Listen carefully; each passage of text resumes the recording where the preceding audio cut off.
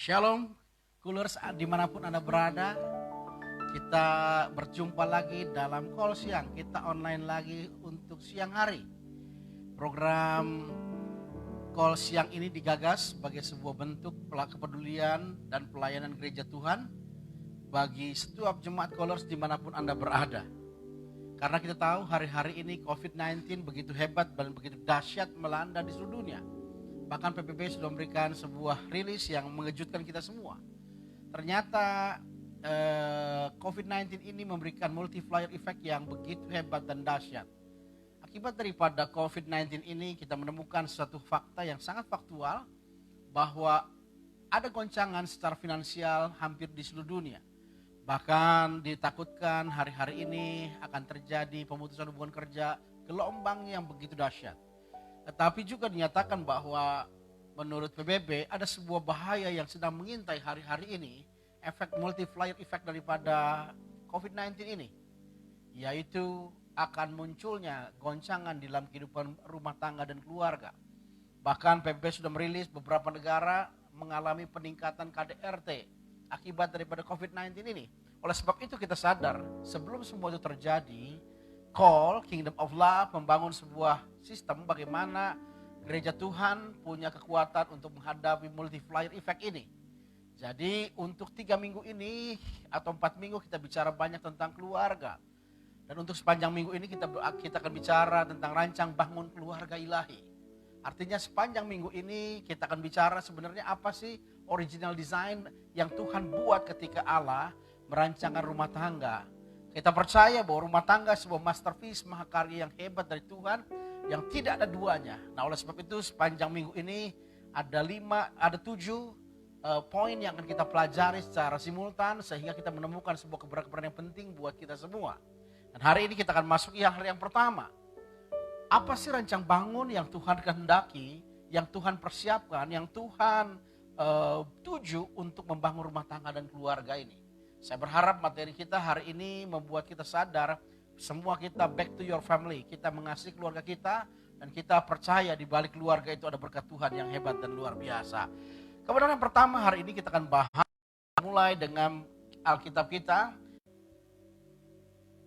Yosua pasal yang ke-6 ayat pertama sampai ayat yang kedua. Sudah di rumah perhatikan ayat-ayat yang kita baca hari ini adalah sebuah runtutan rangkaian yang kita akan dapatkan kebenaran-kebenaran yang penting pada siang hari ini. Perhatikan, ini basic yang pertama, desain awal daripada rancang bangun keluarga ilahi dalam kehidupan orang percaya. Yosua pasal 6 ayat 1 dan 2. Perhatikan ayat-ayat ini. Yosua pasal 6 ayat 1 dan 2 berkata demikian.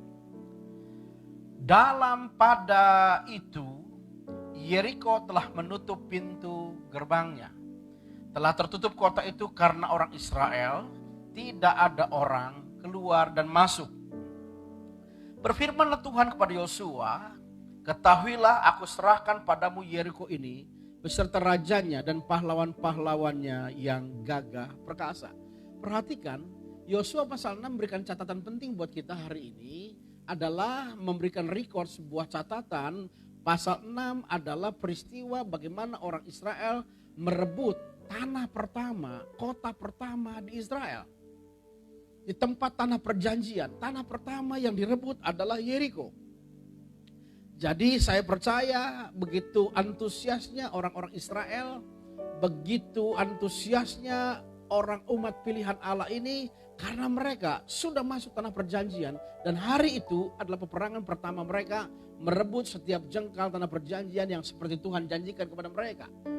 Jadi pasal 6 peperangan yang sangat-sangat penting, yang sangat krusial buat mereka.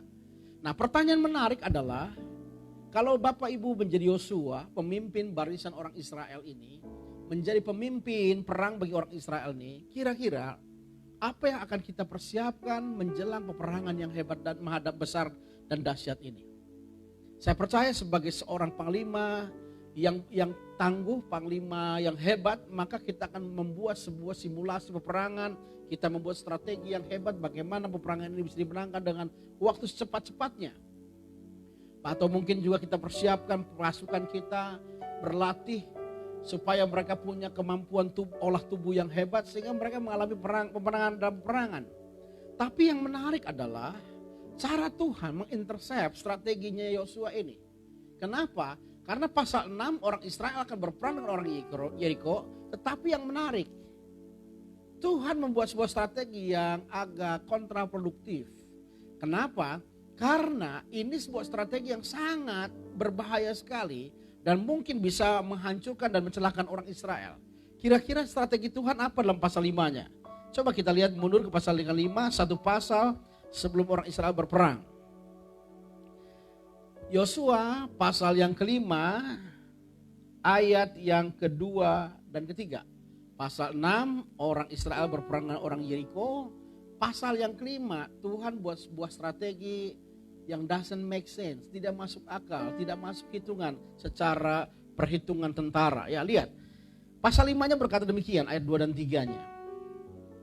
Pada waktu itu berfirmanlah Tuhan kepada Yosua, buatlah pisau dari batu, perhatikan, dan sunatlah lagi orang Israel itu untuk kedua kalinya. Lalu Yosua membuat pisau dari batu dan disunatnya lah orang Israel itu di bukit kulit katan. Menarik, ada dua peristiwa yang hari ini mengejutkan kita. Bagaimana kita memparalelkan peristiwa ini menjadi bagian dari rencana Allah yang hebat. Pasal 6, orang Israel harus berperang dengan orang Yeriko, mempertaruhkan nyawanya di depan peperangan yang hebat. Tetapi pasal 5-nya menarik. Strategi yang dirancangkan oleh Allah kepada orang Israel adalah orang Israel harus disunat. Sebagaimana kita ketahui, orang Israel yang lahir di padang gurun yang dipimpin oleh Yosua hari ini adalah generasi yang baru yang lahir di padang gurun dan mereka belum disunat. Sedangkan generasi Yosua dan Kaleb, sisa generasi tua yang ada pada saat itu yang lahir di Mesir, yang keluar bersama dengan Musa, sudah disunat. Tetapi mereka semua mati di padang gurun. Mereka semua mati di padang gurun di waktu perjalanan mereka menuju tanah Kanaan. Jadi orang Israel ini harus disunat. Saya tanya, kalau kita memberikan pertanyaan kepada diri kita masing-masing, kira-kira pada masa abad mungkin sekitar berapa abad sebelum Masehi, waktu itu belum ada antibiotik. Waktu itu belum ada obat-obatan yang dengan mudah menyembuhkan orang terluka. Pertanyaan menariknya adalah, kira-kira berapa hari ketika orang Israel disunat mereka akan sembuh? Mungkin kita berpikir 1 minggu. Ada juga yang mungkin berasumsi 2 atau 3 minggu. Tapi pertanyaan menariknya adalah, jikalau mereka sedang meregang kesakitan, mereka mengalami masa kesakitan yang hebat tanpa antibiotik, tidak punya painkiller pada masa itu mungkin. Lalu kira-kira orang Yeriko yang mengetahui bahwa orang Israel berkemah di sekitar Gilgal itu, dan mereka tahu orang Israel sedang disunat, dan mereka naik untuk menyerang orang Israel, kira-kira apa yang akan terjadi? Saya percaya itu pertandingan tidak seimbang. Karena kenapa? Orang Israel yang sedang mengalami kesakitan yang luar biasa akibat disunat, mereka tidak akan bisa berperang dengan kuat, mereka tidak bisa berperang dengan gagah, mereka tidak bisa berperang dengan segala kemampuan mereka. Maka saya berani pastikan dalam analisa saya, peperangan yang tidak seimbang ini pasti dimenangkan oleh orang-orang Yeriko. Nah, pertanyaannya, seandainya kita menjadi Yosua, kira-kira apa yang Tuhan perintahkan akan kita taati atau tidak? Atau kenapa alasannya? Pertanyaan yang mendasar adalah orang Israel menjelang mereka masuk tanah Kanaan, mereka harus disunat. Pertanyaan yang mendasar buat kita hari ini adalah, seandainya orang Israel yang dipimpin oleh Yosua tidak taat dan mereka tidak mau disunat, pertanyaan yang sangat fundamental buat kita hari ini, apakah orang Israel berhak masuk tanah Kanaan? Saya ulangi lagi pertanyaannya. Seandainya kalau orang Israel tidak disunat pada pasal yang kelima, sedangkan pasal 6 orang Israel berperang dengan orang Yeriko, pertanyaannya, apakah mereka akan mampu menaklukkan orang-orang Yeriko dan merebut tanah pertama, kota pertama di tanah perjanjian itu? Seandainya orang Israel tidak disunat, kembali saya tanya dengan segala dengan untuk memperjelas kita hari ini, mereka tidak disunat, apakah mereka berhak menikmati tanah perjanjian yang dimulai dari merebut kota Yeriko? Kota yang hari ini disebut kota yang tertua yang pernah ada di dunia ini, yang masih ada di dunia ini. Jangan lupa, Israel atau tanah Kanaan disebut tanah perjanjian, covenant land. Artinya dari namanya tanah perjanjian berarti ada sebuah covenant, ada sebuah ikat janji yang menyebabkan tanah Kanaan itu disebut tanah perjanjian. Kita akan menemukan sebuah kebenaran pertanyaan awal tadi, kalau orang Israel tidak disunat mereka berhak atau tidak masuk tanah Kanaan. Coba kita lihat Alkitab kita dalam kitab Kejadian. Kejadian pasal 17 kita lihat ayat 7 sampai ayat yang ke-10. Ini cikal bakal perjanjian yang disebut tanah perjanjian itu.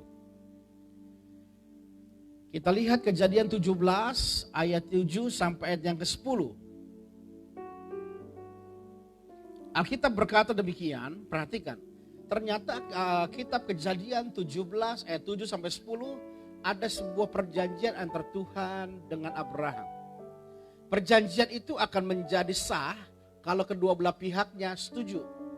Contohnya, kalau ada perjanjian jual beli rumah, maka pihak pertama penjual harus punya rumahnya, objeknya. Lalu pembeli pihak yang kedua harus punya uangnya. Kalau salah satu pihak tidak menepatinya, misalnya yang beli tidak ada uang, maka perjanjian itu batal. Atau sebaliknya yang punya tanah, yang punya rumah tidak punya penjual tidak punya rumah, maka perjanjian itu batal. Nah, perjanjian tentang Kanaan ini dicatat seperti demikian. Kita lihat. Kejadian 17, kita mulai ayat ke-7 sampai ayat yang ke-10. Alkitab kita berkata demikian, Aku akan mengadakan perjanjian antara aku dan engkau, Abraham maksudnya, serta keturunanmu turun-temurun menjadi perjanjian yang kekal. Supaya aku menjadi Allahmu dan Allah keturunanmu. Perhatikan 10. Dari pihak pertama, pihak Tuhan, Tuhan bilang begini. Kepadamu Abraham dan kepada keturunanmu akan kuberikan negeri ini yang kau diami sebagai orang asing. Yakni, catat dengan baik, dikatakan seluruh tanah Kanaan akan kuberikan menjadi milikmu untuk selama-lamanya. Dan aku akan menjadi Allah mereka. Jadi dari pihak Tuhan, pihak pertama, perjanjian itu Tuhan menyediakan tanah Kanaan di tanah perjanjian yang akan diberikan kepada Abraham turun-temurun. Lalu apa yang harus dimiliki oleh pihak yang kedua yang bernama Abraham ini? Lihat ayat 9-nya. Lagi firman Allah kepada Abraham, dari pihakmu engkau harus memegang perjanjianku, engkau dan keturunanmu turun-temurun. Ayat 10-nya. Inilah perjanjianku yang harus kamu pegang. Perjanjian antara aku dan kamu serta keturunanmu. Perhatikan kalimat ini. Yaitu setiap laki-laki di antara kamu harus disunat. Jadi covenant land, tanah perjanjian itu bisa muncul karena ada perjanjian Tuhan dengan Abraham. Dari pihak Tuhan, pihak pertama menyediakan tanah Kanaan menjadi milik pusaka orang Israel. Tetapi dari pihak Abraham, pihak yang kedua, persyaratannya Abraham serta keturunannya harus disunat. Nah, kembali ke Yosua pasal yang kelima, pertanyaan menarik kembali tadi. Seandainya orang Israel, keturunan Abraham secara daging, keturunan Abraham secara turun-temurun, mereka tidak mengalami yang namanya sunat yang dimaksudkan dalam Alkitab, pertanyaannya, apakah mereka berhak mewarisi tanah Kanaan? Ingat, tanah Kanaan hanya diberikan sebagai tanah perjanjian jikalau pihak kedua itu menyetujui perjanjian itu. Artinya saya mau katakan, seandainya orang Israel tidak disunat, maka orang Israel tidak masuk dalam perjanjian Tuhan dengan Abraham, maka orang Israel tidak berhak masuk tanah Kanaan. Maksudnya seperti apa? Contohnya, saya punya anak dua, yang pertama laki-laki, yang kedua perempuan. Lalu saya kasih ilustrasi, saya belilah asuransi kematian yang sekian jumlahnya, uang pertanggungannya. Nah, ketika saya beli asuransi, bayar asuransi, perjanjian saya dengan pihak asuransi diikat dengan yang namanya polis. Polis itu perjanjian saya dengan pihak asuransi. Biasanya di polis itu ada penerima manfaat yang orang awam bilang ahli waris. Artinya kalau saya mengalami kematian, maka penerima manfaat itulah yang menikmati hasil daripada asuransi itu. Lalu saya masukkanlah istri dan 2 anak saya ke dalam polis asuransi itu. Lalu beberapa tahun kemudian saya punya anak kembali, anak yang ketiga. Nah, saya tidak masukkan sebagai penerima manfaat atau ahli warisnya ini. Tapi saya sertakan dengan dokumentasi tes DNA, lalu saya sertakan dengan akte kelahiran, saya sertakan dengan testimoni jemaat bahwa ini anak kandung saya. Pertanyaannya adalah, kalau saya meninggal, anak yang ketiga yang baru saya lahirkan itu berhak gak mengklaim asuransi itu? Dan ternyata kalau saya bertanya ke beberapa agen asuransi, mereka bilang enggak, Pak. Kenapa enggak? Sekalipun dia anak kandung saya, lahir dari rahim yang sama dengan 2 saudara yang lain, dia tidak mewarisi, tidak berhak menikmati, tidak berhak mengklaim asuransi itu. Kenapa? Karena namanya tidak disertakan di dalam penerima manfaat. Artinya sekalipun dia anak kandung saya, secara lahiriah dia lahir dari benih saya, tetapi dia tidak termasuk dalam perjanjian itu, maka dia tidak berhak menikmati hasil daripada asuransi itu. Nah, demikian juga kita sadar orang Israel tidak akan menikmati tanah perjanjian yang dijanjikan Tuhan kepada Abraham kalau mereka tidak masuk dalam covenant Abraham, yaitu disunat. Artinya apa kebenaran penting yang kita mau saya sampaikan pada siang hari ini, dalam call siang hari ini? Saya mau katakan yang pertama, keluarga yang Tuhan bangun, keluarga yang Tuhan siapkan, keluarga atau rumah tangga yang Tuhan buat dengan demikian hebatnya sebagai mahakarya yang luar biasa. Allah menyediakan desain yang pertama, rancang bangun ilahi yang pertama adalah Allah ingin membuat keluarga kita itu menjadi tempat di mana Allah bisa mencurahkan berkat secara turun-temurun. Perjanjiannya dengan Abraham, tetapi berkat perjanjian itu berlaku turun-temurun. Artinya kita tahu Allah mau setiap orang percaya membangun rumah tangganya dengan benar. Karena Allah tahu keluarga itu tempat di mana Allah mencurahkan berkat secara turun-temurun. Perjanjian dengan Abraham, maka anak cucu Abraham yang disunat punya hak yang sama dengan Abraham. Nah, ini coba kita jelaskan lagi dalam Kejadian pasal yang ke-26. Kita lihat beberapa contoh kebenaran firman Tuhan tentang bagaimana Allah mempersiapkan keluarga itu menjadi tempat berkat turun-temurun. Lihat ayat 12 dan 13-nya. Kejadian 26 ayat 12 dan 13. Kejadian 26 ayat 12 dan 13 berkata demikian. Maka menaburlah Ishak di tanah itu. Ishak menabur. Dan dalam tahun itu juga ia mendapat hasil 100 kali lipat sebab ia diberkati Tuhan. Ayat 13-nya. Dan orang itu menjadi kaya, bahkan kian lama kian kaya, sehingga ia sangat kaya. Ayat 13 berikan catatan dengan gaya bahasa klimaks berkata, Ishak menjadi kaya, bahkan kian lama kian kaya, sehingga ia menjadi sangat kaya. Kalau ayat 13 dimulai dengan kata orang itu, artinya Ishak menjadi kaya. Kalau ada kata menjadi kaya itu, saya tanya, berarti ayat 1 sampai 12-nya Ishak sudah kaya atau belum? Kalau lihat dari kalimatnya menjadi kaya, itu menyiratkan bahwa Ishak belumlah kaya. Nah, tapi dari fakta yang kita jumpai, kita menemukan sebuah kebenaran yang penting bahwa Abraham itu hanya memberikan pemberian kepada anak-anak yang lahir dari gundik-gundiknya. Abraham memberikan hanya sekedar pemberian kepada gundik-gundiknya. Tetapi Abraham menyerahkan seluruh harta kekayaannya kepada Ishak. Artinya secara faktual kita menemukan Ishak sudah memperoleh kekayaan daripada Abraham. Warisan yang limpah daripada Abraham. Tetapi Alkitab ini memberikan catatan penting buat kita. Apa yang diterima oleh Ishak belumlah sebanding dengan berkat yang dia terima daripada Abraham.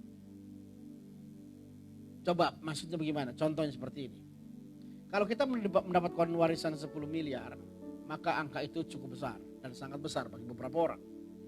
Tapi pada suatu saat saudara bisnis dan keuntungannya 1 triliun. Maka yang 10 miliar akan terasa dan terlihat kecil dibandingkan 1 triliun. Artinya Ishak menerima warisan dengan analogi 10 miliar. Tapi Allah memberikan harta, memberkati Ishak berkelimpahan sampai 10 triliun. Maka 10 miliar itu tidak ada nilainya. Nah pertanyaan menarik, kenapa Tuhan ngotot memberkati Ishak? Kenapa Tuhan begitu antusias memberkati Ishak? Apa sih yang dimiliki Ishak sehingga Tuhan begitu luar biasa rindu memberkati Ishak? Coba, apa yang menyebabkan Ishak diberkati Tuhan? Kita lihat dalam ayat 3 sampai 5-nya. Kejadian 26 ayat 3 sampai ayat yang kelima. Ini peristiwa ketika Ishak mengalami kelaparan lalu mereka berangkat ke Mesir. Sama seperti perjalanan yang dijalani oleh Abraham bapaknya. Lalu di tengah perjalanan Tuhan menginterseptnya. Tuhan mencegahnya dengan berkata demikian. Perhatikan ayat 3-nya. Tinggallah di negeri ini sebagai orang asing di daerah Filistin. Maka perhatikan Alkitab saya berjanji, Alkitab kita Allah berjanji seperti demikian. Maka aku akan menyertai engkau dan memberkati engkau. Kalimat inilah yang saya pikir kalimat yang sangat penting kita miliki. Dikatakan demikian. Sebab kepadamulah dan kepada keturunanmu akan kuberikan seluruh negeri ini. Kalimat yang berkata sebab kepadamu dan kepada keturunanmu akan kuberikan seluruh negeri ini adalah sebuah kalimat yang kalau saya boleh gambarkan dengan kalimat yang sederhana. Bahwa Ishak itu menjadi destiny of blessing. Tujuan berkat Tuhan. Sebab kepadamulah artinya tujuan berkat Tuhan. Kenapa Allah menjadikan Ishak menjadi tujuan berkat Tuhan? Karena ayat yang ketiga berkata demikian selanjutnya. Sebab kepadamulah dan kepada keturunanmu akan kuberikan seluruh negeri ini. Perhatikan. Dan aku akan menepati sumpah yang telah kuikrarkan kepada Abraham ayahmu. Ishak menjadi destiny of blessing, tujuan berkat. Karena Tuhan bilang sebab kepadamu dan kepada keturunanmu akan kuberikan seluruh negeri ini. Karena ternyata ada sebuah ikrar Tuhan kepada Abraham. Jadi saya percaya Ishak diberkati bukan sekedar karena dia rajin bekerja. Bukan sekedar dia rajin menabur. Tetapi kita berikan catatan yang membuat dia diberkati Tuhan. Karena ada perjanjian seorang yang bernama Abraham dengan Tuhan. Dan ternyata Abraham itu adalah bapaknya Ishak. Lihat satu orang percaya terlibat covenant dengan Tuhan, perjanjian dengan Tuhan. Maka akibat dari covenant itu, perjanjian itu turun temurun. Dan Ishak diberkati karena Abraham bapaknya.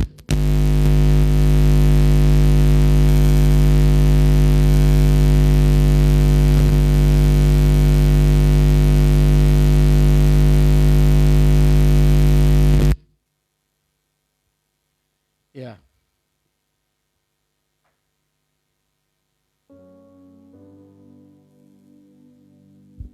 Ya. Jadi Ishak diberkati sungguh karena perjanjian Tuhan dengan Abraham. Coba lihat ayat selanjutnya ayat 4 dan 5-nya berkata demikian. Aku akan membuat banyak keturunanmu seperti bintang di langit. Aku akan memberikan kepada keturunan seluruh negeri ini. Dan oleh keturunanmu semua bangsa di bumi akan mendapat berkat. Ayat 5-nya. Karena Abraham telah mendengarkan firmanku dan memelihara kewajiban kepadaku, yaitu segala perintah, ketetapan, dan hukumku. Jadi sangat jelas Ishak diberkati karena figur seorang bapa yang bernama Abraham. Ayat 5-nya berkata, karena Abraham telah mendengarkan firmanku dan memelihara kewajibannya kepadaku, yaitu segala perintah, ketetapan, dan hukumku. Jadi sekali lagi saya mau jelaskan pada saudara semua, kalau harus dimanapun Anda berada, dalam ruang dengar saudara, dalam ruang keluarga saudara hari ini, betapa pentingnya rumah tangga dan keluarga, karena Allah mendesain dengan gambar utama, Allah mendesain dengan tujuan yang utama, rumah tangga kita menjadi tempat berkat turun temurun. Oleh karena itu, callers dimanapun Anda berada, Jangan kau cemari rumah tanggamu dengan dosa-dosa, dengan perzinahan, dengan apapun yang tidak berkenan kepada Allah. Karena tidak mungkin Allah menyediakan berkat di tengah-tengah dosa, di tengah-tengah hal-hal yang najis bagi kerajaan Allah. Oleh sebab itu, saudaraku yang terkasih, keberadaan pertama hari ini kita menemukan sebuah kebenaran yang penting. Berumah tangga kita tempat di mana Allah mencurahkan berkat turun-temurun. Orang Israel sekalipun dia keturunan Abraham, tapi kalau mereka tidak disunat, mereka tidak punya hak masuk ke tanah Kanaan itu. Hanya orang-orang yang terikat perjanjian seperti Abraham lah yang akan menikmati janji itu.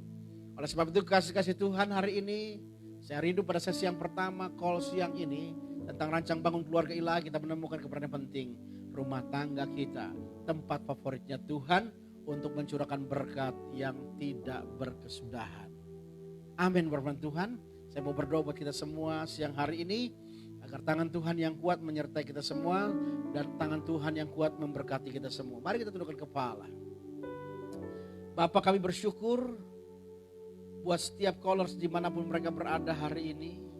Gereja Tuhan dimanapun mereka ada hari ini. Mungkin mereka sedang di ruang keluarga mereka, menikmati isolasi, menikmati hari-hari mereka hari ini.